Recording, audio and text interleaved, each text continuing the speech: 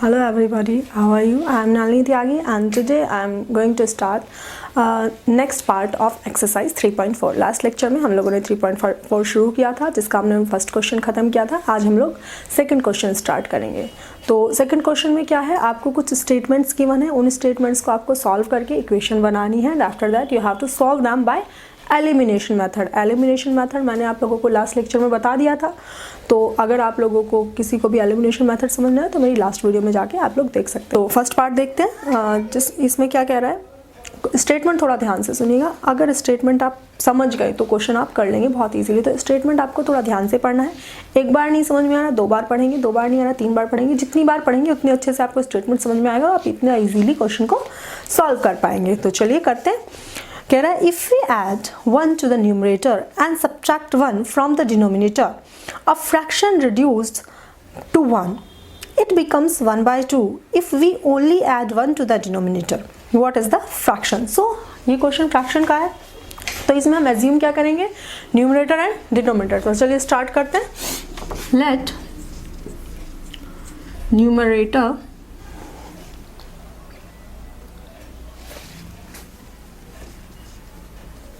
is equals to x and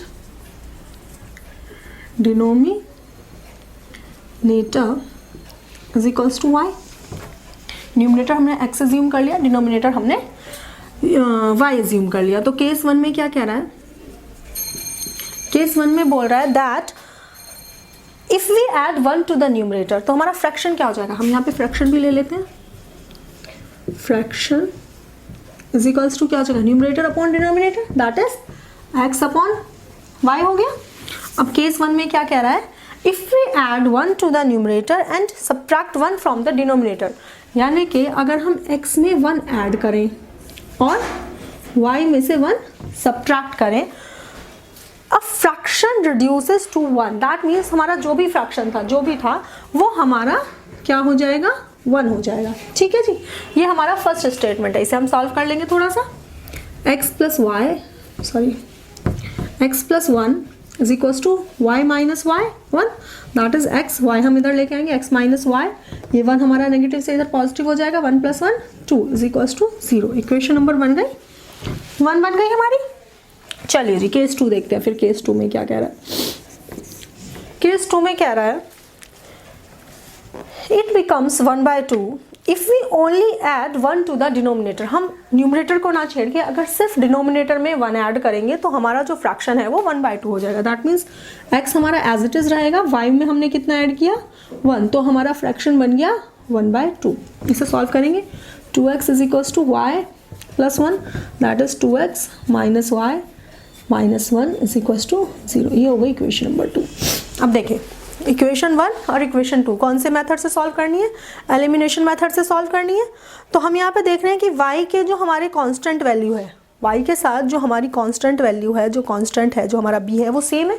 तो इसमें हमें किसी की भी मल्टीप्लाई करने की रिक्वायरमेंट नहीं है. हम इन्हें सीधा ऊपर नीचे रखेंगे और ऐड या सब्ट्रैक्ट करके सॉल्व कर देंगे. अब आप देखिए दोनों के आगे साइन कैसा है, निगेटिव है, सेम साइन है. तो हम क्या करेंगे, इन्हें सब्ट्रैक्ट करेंगे. जब साइन सेम होगा तो सब्ट्रैक्ट करेंगे, जब साइन अपोजिट होंगे तो ऐड करके क्वेश्चन सॉल्व हो जाएगा. चलिए तो करते हैं. x minus y plus 2 is equals to 0. 2x minus y minus 1 is equals to 0. ठीक है, बाय सब्ट्रैक्टिंग.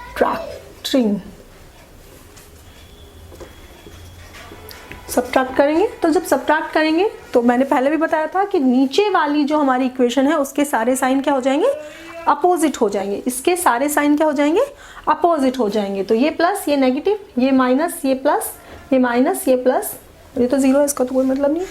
तो यहाँ पे देखिए ये प्लस पॉजिटिव, ये नेगेटिव, तो दोनों सब्ट्रैक्ट होंगे. तो 2x में से x सब्ट्रैक्ट हुआ तो कितना आया, माइनस x. माइनस क्यों आया, क्योंकि 2x बड़ा है. जो बड़े के आगे साइन होता है वही लगता है. ठीक है, ये दोनों कैंसिल हो गए, ये दोनों पॉजिटिव है, ऐड हो जाएंगे. Plus 3 is equals to 0, that is minus x is equals to minus 3. Minus से minus cancel, x is equals to 3. x हमारा कितना आ गया, 3 आ गया. चलिए जी x 3 आ गया. तो y फाइंड आउट कर लेते हैं. x की वैल्यू किसी भी एक इक्वेशन में पुट करेंगे. Put the value of x in equation 1, equation 1 में पुट करेंगे। x कितना है 3 minus y plus 2 is equals to 0, 2 plus 3 कितना हुआ 5, 5 minus y is equals to 0, y is equals to minus y is equals to minus 5, that is y is equals to 5। x और y की value आ गई तो हमारा fraction क्या आ गया, फ्रैक्शन था x अपॉन y, तो यहाँ पे हम फ्रैक्शन निकाल लेंगे। Fraction is equals to x कितना 3, y कितना 5, 3 अपॉन 5। ये हमारा फर्स्ट क्वेश्चन का आंसर आ गया। तो चलिए सेकंड क्वेश्चन कर लेते हैं। हाँ जी, तो सेकंड क्वेश्चन में क्या कह रहा है, सेकंड पार्ट में क्या रहा है, 5 years ago Noori was thrice as old as Sonu, 10 years later Noori will be twice as old as Sonu। तो दो बंदे हैं यहाँ पे, नूरी एंड सोनू, उन दोनों की एज हम लोगों को फाइंड आउट करनी है, प्रेजेंट एज फाइंड आउट करनी है। 5 साल पहले की एज में उनके रिलेशन दिया है और 10 साल बाद की एज में। तो हम प्रेजेंट एज एज्यूम करेंगे, जब भी एज एज्यूम करेंगे प्रेजेंट एज एज्यूम करेंगे, ठीक है। तो चलिए एज्यूम करते हैं, let present age of Noori is equals to x year, same present age of Sonu is equals to y year। तो सोनू की age Noori age x years, Sonu age y years।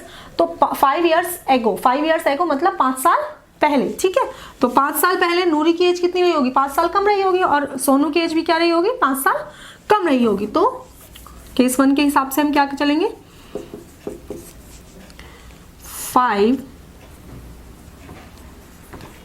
years ago Noori's age was क्या थी, x minus 5 रही होगी, ठीक है जी। और similarly 5 years ago सोनूज as, Sonu की एज भी कितनी रही होगी 5 साल पहले, y माइनस 5। तो ये क्या कह रहा है कि 5 साल पहले Noori was thrice as old as Sonu, Noori जो थी वो 3 गुनी थी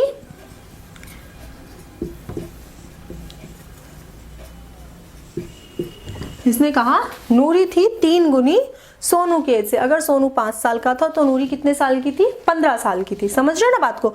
तो अगर हम इन दोनों को इक्वेट करेंगे तो हम नूरी की एज में 3 की मल्टीप्लाई नहीं करेंगे, सोनू की एज में करेंगे। क्वेश्चन समझिएगा, क्या कह रहा है कि सोनू जो था वो सॉरी नूरी जो थी वो 3 गुनी थी 5 साल पहले, यानी कि अगर ये 5 तो ये 15, या ये 4 तो ये 12। तो अगर हमें इन्हें दोनों को इक्वल करना है तो हम किस में 3 की मल्टीप्लाई करेंगे, इस वाले में, छोटे वाले में, क्योंकि हमें इन्हें इक्वेट करना है, ठीक है जी। x minus 5 is equals to 3y minus 15, that is x minus 3y minus 5 plus 15 is equals to 0, that is x minus 3y plus 10 is equals to 0। ये हो गई हमारी इक्वेशन नंबर 1। इक्वेशन नंबर 1 समझ में आ गई। चलिए दूसरा पार्ट, हाँ जी, केस 2 देख लेते हैं। केस 2 में क्या कह रहा है, 10 years later, 10 years later मतलब आज से 10 साल बाद। तो 10 साल बाद की पहले हम एज निकाल लेते हैं। 10 years later Noori's age will be x plus 10 years, and similarly 10 years later Sonu's age will be y plus 10 years। बात आई समझ में कि 10 साल बाद नूरी की एज जो होगी वो x प्लस 10 ईयर हो जाएगी और सोनू की एज क्या हो जाएगी, y प्लस 10 ईयर हो जाएगी। और इसने कहा कि 10 साल बाद नूरी जो है वो 2 गुनी होगी, ट्वाइस होगी सोनू की एज की। That means x plus 10 is equals to y plus 10 जब हम करेंगे तो अब किस में मल्टीप्लाई करेंगे, सोचिएगा, नूरी जो है वो 2 गुनी है, किससे, सोनू की एज से। तो हमें किस में करना पड़ेगा मल्टीप्लाई, 2 की, सोनू की एज में, नूरी की एज में नहीं, ठीक है जी। तो इसमें हमने 2 की मल्टीप्लाई कर लिया। तो इसे थोड़ा सा सॉल्व करेंगे।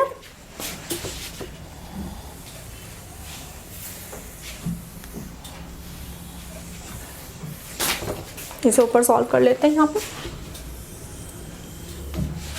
ये क्या हो जाएगा, x plus 10 is equals to 2y plus 20, that is x minus 2y plus 10 minus 20 is equals to 0, x minus 2y minus 10 is equals to 0। ये हो गई इक्वेशन नंबर 2। अब हमारी दो इक्वेशन बन गई, x minus 3y is equals to 10, x minus 2y minus 10 is equals to 0। तो फिर देखिए दोनों में ध्यान से देखेंगे, क्या दोनों में कोई भी वेरिएबल सेम है जिसका कांस्टेंट सेम हो? हाँ, हमारा x सेम है, x के जो हमारा कांस्टेंट वैल्यू है x के साथ जो a है वो सेम है, प्लस साइन भी दोनों का सेम है। तो जब साइन दोनों का सेम होता है तो क्या करते हैं?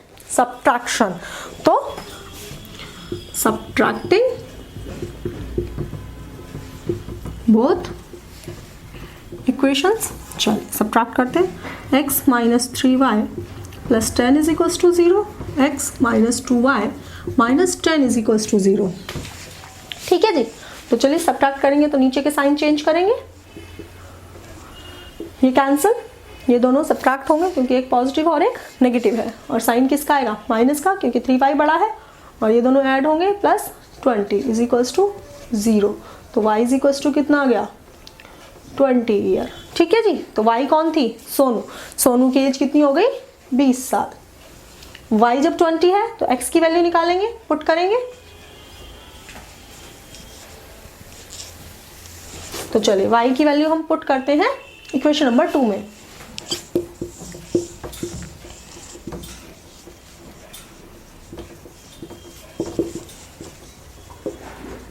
इक्वेशन 2 में पुट करते हैं, x minus 2 into 20 minus 10 is equals to 0, 2 into 20 40, 40 plus 10 50 is equals to 0, x is equals to 50 years. तो ये हमारी आ गई सोनू और नूरी की एज। तो सोनू की एज हुई 20 ईयर्स और नूरी की एज हुई 50 ईयर्स। आई थिंक समझ में आ गया होगा आप क्या कह रहे हैं। The sum of the digits of 2-digit number is 9. Also 9 times this number is twice the number obtained by reversing the order of the digits. Find the number. तो पहले हम लोगों को एक नंबर है तो उसमें एक 2-digit नंबर, एक 1s प्लेस होगा, एक 10s प्लेस होगा, तो हम इसमें अज्यूम करेंगे नंबर। ठीक है, let the number 2-digit number,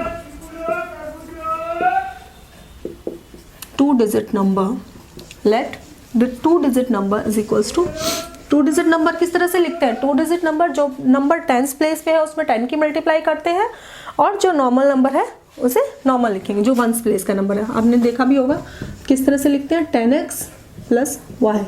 तो 1s प्लेस पे हमारा y है और 10s प्लेस पे क्या है? हमारा x है। समझ में आ गई बात?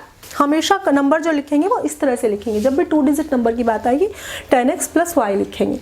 ये चीज़ आप लोगों को याद रखनी है। ठीक है जी, चलिए तो अब ये क्या कह रहा है? The sum of the 2 digits, sum of the digits, digits कौन सी है? x और y। सो केस 1 में क्या कह रहा है? Sum of digits that is x plus y is equals to 9 is equals to 9। ये बन गई इक्वेशन नंबर 1। पहले इक्वेशन सिंपल थी, कुछ नहीं था, सिंपल उसने कहा कि जो डिजिट्स हैं x और y उनका जो सम है वो 9 है। ठीक है जी, तो नेक्स्ट देख लेते हैं, इससे आगे क्या कह रहा है? 9 टाइम्स दिस नंबर, इस नंबर को अगर मैं 9 गुना कर दूं, is twice the number obtained by the reversing the order. तो नंबर रिवर्स करके ऑर्डर करके, after reversing the order, number क्या बन जाएगा? Number becomes 10y plus x। Number become 10y plus x। हमने डिजिट्स उल्टा कर दी। अब अगर ये हमारा 43 था तो ये हमारा 34 हो गया। समझ रहे बात को? ये अगर 43 था ये हो गया 34। तो उसने कहा कि जो मेरा 10x प्लस y था और जो मेरा 10y प्लस x है, अब समझिए क्वेश्चन क्या कह रहा है। 9 टाइम्स दिस नंबर, इस नंबर को अगर मैं 9 गुना कर दूं, ठीक है, is twice the number obtained by reversing the order. इसको रिवर्स करके इसको रिवर्स करके जो नंबर आया है इसका 2 गुना होगा। ये नंबर इसका 2 गुना होगा, तो अगर ये 2 गुना होगा तो इसमें करेंगे 2 की गुना, ठीक है, तो इसमें हम 2 की मल्टीप्लाई करेंगे। चलिए सॉल्व करते हैं अब इसे। 90x plus 9y is equals to 20y plus 2x। इसे थोड़ा सा सॉल्व करेंगे, ये इधर आके सब्ट्रैक्ट होगा, हाँ जी ये इधर आके सब्ट्रैक्ट होगा, तो ये हो गया 88x माइनस ये भी इधर आके सब्ट्रैक्ट होगा, 9 गया तो 11y इज इक्वल्स टू 0। 11 इसमें से कॉमन आ जाएगा, तो ये रह गया 8x minus y is equals to 0। ये इधर जाके 0 हो जाएगा, तो मेरी इक्वेशन बनी 8x minus y is equals to 0। तो एक इक्वेशन मेरी बनी x plus y is equals to 9, एक इक्वेशन बनी मेरी 8x minus y is equals to 0। तो दोनों को सॉल्व करेंगे, सिंपल ऐड करके हो जाएगा। चलो यहाँ पे लिख लेते हैं, यहाँ पे लिख लेते हैं x plus y is equals to 9, ये हमारी इक्वेशन नंबर 2 है। 8x minus y is equals to 0 add करेंगे, ऐड करके साइन कोई चेंज होना नहीं है, एज इट इज, ये प्लस है ये माइनस है ये कैंसिल हो गया। 8x और x कितना हो गया 9x is equals to 9, x is equals to कितना आ गया 1। तो x हमारा जो 10th प्लेस का नंबर था वो आ गया 1। अब 1st प्लेस का नंबर निकाल लेते हैं, put the value in equation 1, equation 1 में रखेंगे, तो 1 plus y is equals to 9, y is equals to 8, y is equals to 1 इधर जाके सब्ट्रैक्ट हो जाएगा, वाई इज इक्वल्स टू 8 आ गया, एक्स इज इक्वल्स टू 1 आ गया। तो नंबर क्या आ गया हमारा, number is equals to 10 into 10x plus y था, तो x हमारा कितना 10 इंटू 1 प्लस 8 दैट इज 18। हमारा 2 डिजिट नंबर क्या आ गया 18, ठीक है, आप देख भी सकते हैं 1 प्लस 8 इज इक्वल्स टू 9। चलिए जी, तो नेक्स्ट क्वेश्चन देख लेते हैं। चलिए तो नेक्स्ट पार्ट देख लेते हैं। Meena went to a bank to withdraw rupees 2000. She asked the cashier to give her rupees 50 and rupees 100 notes only. Meena got 25 notes in all. Find how many notes of rupees 50 and rupees 100 she received. ठीक है, मीना 2000 रुपये निकालने गई, उसने cashier से बोला कि मुझे सिर्फ 50 के और 100 के नोट दो ना, उसके अलावा कुछ भी नहीं देना। ऑल ओवर उसके पास नोट आए 25, ठीक है जी। तो क्वेश्चन में करना क्या है, हम एज्यूम करेंगे कि हमारे पास 50 के नोट कितने थे और हम उसके पास मीना के पास 100 के नोट कितने थे। तो let Meena received 50 rupees notes is equals to x and Meena received 100 rupees notes is equals to 1. Number of notes हैं कि उसे 50 रुपए के x नोट मिले और 100 रुपए के y नोट मिले। अब उसने कैशियर टोटल उसे कितने दिए कैशियर ने, केस 1, वो निकालने कितने गई थी, निकालने गई थी वो 2000 रुपये, ठीक है। 2000 रुपये अगर वो निकालने गई थी तो 50 रुपए के उसे x नोट मिले, यानी कि x इंटू 50, टोटल कितना अमाउंट हुआ x इंटू 50 प्लस 100 रुपए के कितने थे y, तो y into 100 that is 50 into x plus 100 into y, total amount कितना था उसका 2000 रुपीज। हमें अमाउंट निकालना था ना, और टोटल अमाउंट कितना लेके आई वो 2000 रुपीज। टोटल में 50 हम कॉमन ले सकते हैं, x plus 2y is equals to 2000, that is x plus 2y is equals to 50 उधर जाके इसे डिवाइड करेगा, x plus 2y is equals to 40। Equation number बन गई 1 हमारी। चलिए केस 2 देखते हैं। केस 2 सिंपल है, उसने कहा कि उसे टोटल 25 नोट मिले, यानी कि x plus y is equals to 25, that is x plus y is equals to 25। Equation number 2 बन गई। अब देखिए दोनों इक्वेशन हमारे पास तैयार है, दोनों इक्वेशन हमारे पास तैयार है। दोनों को सिंपल हमें क्या करना है, सब्ट्रैक्ट करना है, ऐड करके तो होगा नहीं क्योंकि दोनों पॉजिटिव है। चलिए तो दोनों को सब्ट्रैक्ट करते हैं, सब्ट्रैक्ट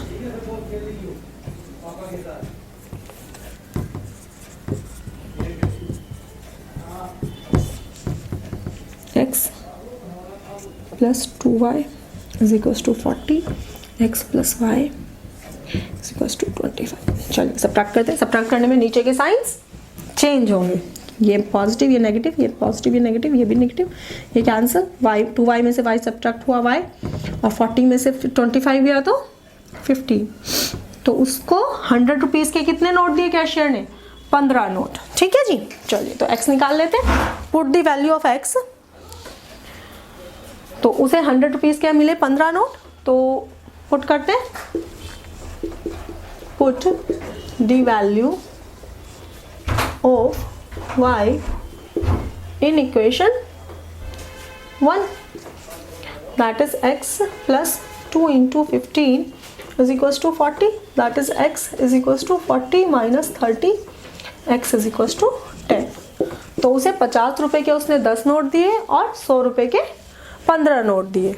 चलिए तो इसके साथ ये क्वेश्चन खत्म हो गया। लास्ट क्वेश्चन देख लेते हैं इसको एक्सरसाइज का। चलिए 5th पार्ट देख लेते हैं। 5th पार्ट में क्या कह रहा है? A lending library has a fixed charge for the first 3 days and an additional charge for each day thereafter। ठीक है, Sharita paid ₹27 for a book kept for 7 days, while Susie paid ₹21 for the book she kept for 5 days. Find the fixed charge and the charge for each extra day। तो यहाँ पे क्या कह रहा है कि एक लाइब्रेरी है, उसमें बुक्स का चार्ज है, फर्स्ट 3 डे के लिए फिक्स चार्ज है कि आप फर्स्ट 3 डे रखोगे तो आपको इतने रुपए, इतना अमाउंट देना ही देना है, प्लस उसके बाद जो आपके होंगे उसका पर डे का चार्ज लगेगा। समझ रहे? तो पहले हम एज्यूम कर लेते हैं, late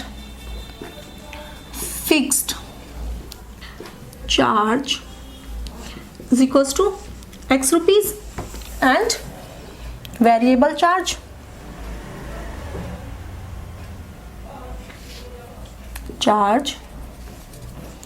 for each extra day is equals to y rupees. चलिए फिक्स चार्ज उसका x रुपीज है और charge for each extra day है y रुपीज। अब जो सरिता थी उसने बुक रखी है 7 डेज, तो 7 डेज मतलब 3 दिन के लिए फिक्स चार्ज यहाँ पे लिख लीजिएगा for 3 days.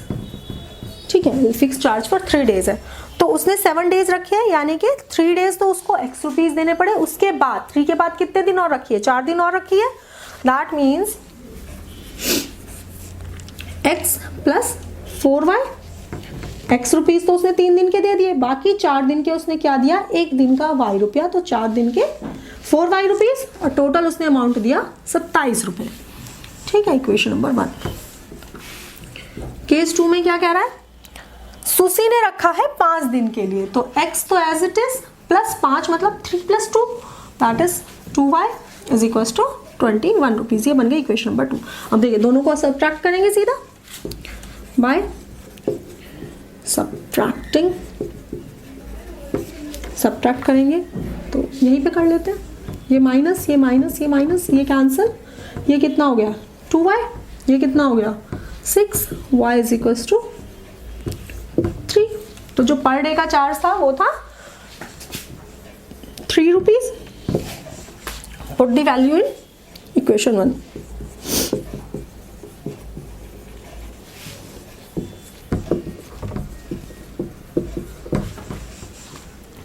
x plus 3 into 4 is equal to 27। 3 into 4 मतलब 12। 27 में से 12 सब्ट्रैक्ट हुआ तो कितना हुआ? 15 रुपीज। ठीक है जी, तो 3 दिन का जो फिक्स चार्ज था वो था 15 रुपीज और पर डे का चार्ज जो था वो था 3 रुपीज पर डे। तो चलिए इसी के साथ हम लोगों की एक्सरसाइज खत्म हो गई है।